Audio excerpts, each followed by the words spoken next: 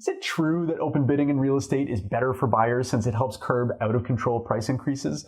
I've done some digging into Australian real estate prices to see if that thought checks out. Let's take a look. There are plenty of successful would-be buyers in Ontario that claim that closed bidding is a bad system, a bad way to do things, and is at least responsible for large year-over-year price increases that are commonplace in the Ontario market. The complaint is that extreme overbidding is a big problem. The buyers that win offer night could have ended up paying significantly more money than the next highest bidder when they didn't have to.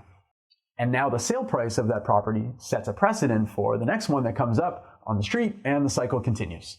And so those same people point to places like Australia, where open bidding is how people have been buying real estate there since the 1800s, and say that we should have a system more like theirs.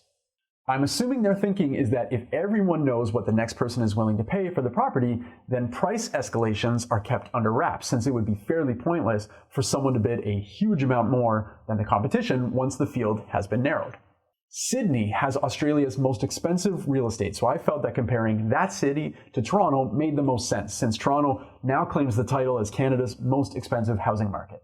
Over the past 3 years, Sydney's house prices have risen 55% and went up 33% in 2021 alone. The city's current average price, adjusted for Canadian dollars, sits at about $1.45 million.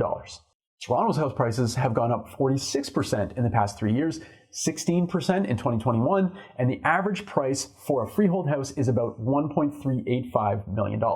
To give a little bit more context, it should be noted that in 2016, Sydney had the world's largest price growth, 18.4%, compared to Toronto's 9.3% that same year. And when comparing median price to average household income, Sydney currently is the second most unaffordable market in the world, behind Hong Kong and well ahead of Toronto, which sits in 10th place. So if open bidding is supposed to rein in rampant price growth, since it's a more transparent process, a quick case study doesn't seem to affirm that.